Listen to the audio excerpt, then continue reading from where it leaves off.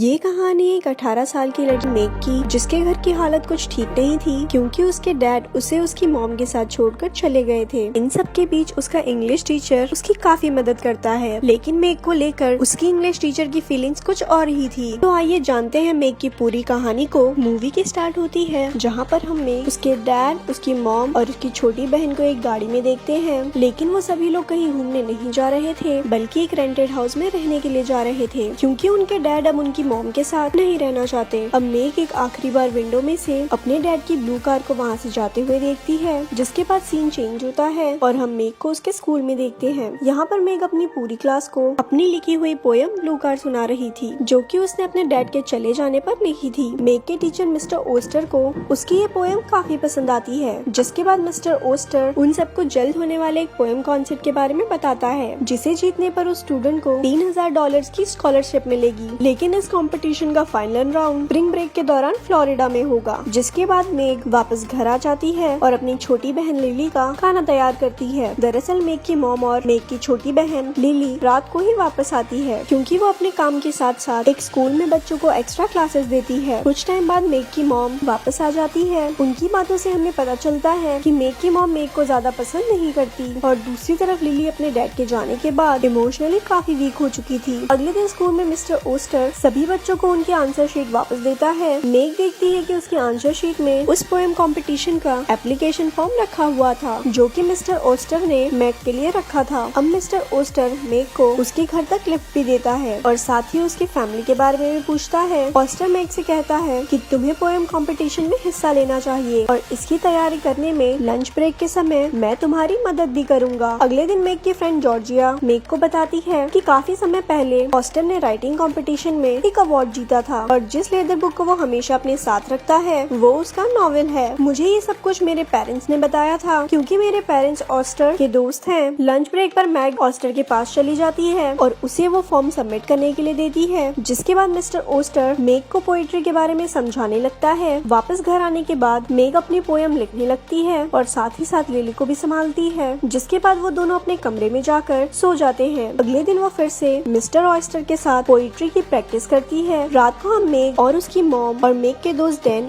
और लिली को एक साथ डिनर पर देखते हैं। यहाँ पर मेग अपनी मॉम से पूछती है, क्या कल आप मेरे स्कूल आ सकती हैं? क्योंकि कल मेरा एक पोएट कंपटीशन है। लेकिन मेग की मॉम कहती है कि कल मेरी जॉब के लिए एक जरूरी इंटरव्यू है। डिनर के बाद मेग की मॉम मेग को कहती है कि वो जॉब मेरे लिए बहुत जरूरी है क्योंकि उसके बाद हम लोग आसानी से रह सकते हैं। अगले दिन मेग उस कंपटीशन में जीत जाती है, जिस पर ऑस्टर मेग को कांग्रेचुलेशन बोलता है और उसे कहता है कि अब तुम्हें फ्लोरिडा जाने के लिए तैयार रहना होगा। अगले दिन ऑस्टर मेग से कहता है कि अगर तुम्हें किसी भी तरह की कोई भी प्रॉब्लम है तो तुम मुझे बता सकती हो, जैसे कि तुम्हें फ्लोरिडा भेजने के लिए तुम्हारे पेरेंट्स के पास पैसे ना हो। लेकिन मेग झूठ बोलते हुए कहती है कि ऐसा कुछ नहीं है। अब मेग मिस्टर ओस्टर के साथ काफी कैजुअली बात करने लगी थी। मेग फ्लोरिडा जाने के लिए अपनी मॉम से कहती है, लेकिन मेग की मॉम उसे मना करते हुए कहती है कि हम लोग वहाँ पर नहीं जा सकते क्योंकि मुझे वो जॉब नहीं मिली। अब लिली काफी बीमार रहने लगी थी तो उसे एक हॉस्पिटल में एडमिट कर लिया जाता है, जिसके बारे में मेग ओस्टर से बात करती है क्योंकि वो ओस्टर पे काफी भरोसा करने लगी थी। यहाँ पर ओस्टर मेग को कंफर्ट देने की कोशिश करता है। अब कुछ पैसे इकट्ठा करने के लिए मेग अपने काम वाली जगह से कुछ सामान चोरी कर लेती है, लेकिन उसे बेचने में वो कामयाब नहीं हो पाती। रात को हॉस्पिटल से मेग की मॉम को एक कॉल आता है जहाँ पर वो बताते हैं कि लिली ने सुसाइड कर लिया है, जिसके बाद मेग काफी सैड रहने लगती है। कुछ दिनों बाद वो वापस अपने काम पर चली जाती है, लेकिन वहाँ का ओनर मेग को काम से निकाल देता है क्योंकि उसने वहाँ का सामान चोरी किया था, जिस बात के लिए मेग की मॉम भी उसे घर से निकाल देती है। अब मेग मिस्टर ओस्टर के पास चली जाती है। मिस्टर ओस्टर मेग को समझाने की कोशिश करता है कि लिली की वजह से तुम्हारी मॉम की हालत कुछ ठीक नहीं है। अब कुछ दिनों के लिए मेग अपने दोस्त जॉर्जिया के घर रुकती है और एक दिन चोरी से अपनी मॉम के घर पे घुसकर उनके गहने चुरा लेती है और फ्लोरिडा जाने के लिए एक बस टिकट भी खरीदती है। कंपटीशन से एक दिन पहले मेग एक समुद्र के किनारे ही सो जाती है क्योंकि होटल रूम में रुकने के लिए उसके पास पैसे नहीं थे। अगली सुबह उस बीच के किनारे मेग मिस्टर ओस्टर और उनके बेटे और उनकी वाइफ डियाना से मिलती है, जिसके बाद वो उन सबके साथ काफी सारी बातें करने लगती है। थोड़े टाइम बाद मेग ओस्टर के साथ बीच पर घूमने चली जाती है। यहाँ पर मिस्टर ओस्टर मेग के करीब आने की कोशिश करता है, साथ ही उसके साथ लवलपाटा भी करता है, जिसके बाद वो दोनों एक होटल रूम में जाकर एक दूसरे के साथ पलंग भी तोड़ते हैं। ओस्टर के बाथरूम में चले जाने के बाद मेग ओस्टर की उस लेदर बुक को खोलने की कोशिश करती है जिसमें कि उसने अपना नॉवल लिखा था, लेकिन यहाँ पर मेग देखती होती है कि वो बुक तो पूरी तरह से खाली है, यानी ओस्टर तो बस उसे इम्प्रेस कर उसके पास आना चाहता था। अगले दिन मेग अपनी ब्लू कार पोएम को छोड़कर एक नई पोएम सुनाती है जो कि उसने मिस्टर ओस्टर के चीट करने पर लिखी थी। ये सुनने के बाद ओस्टर को पता चल जाता है कि मेग उसका सच जान चुकी है। मेग वो कंपटीशन हार जाती है और वापस से अपने घर चली जाती है। घर पहुंचते ही मेग अपने डैड को फोन करती है। शाम में मेग की मॉम घर वापस आती है और मेग से माफी भी मांगती है। मेग अपनी मॉम को बताती है कि मैंने डैड को फोन किया था क्योंकि मैं उनके साथ रहना चाहती हूँ और मुझे उनकी जरूरत भी है। मेग की मॉम इस बात के लिए राजी हो जाती है। अगली सुबह मेग के डैड आकर मेग को अपने साथ लेकर चले जाते हैं और यहाँ पर हमारी ये मूवी खत्म हो जाती है। ऐसी ही और स्टोरी सुनने के लिए हमारे पेज को लाइक करें। धन्यवाद।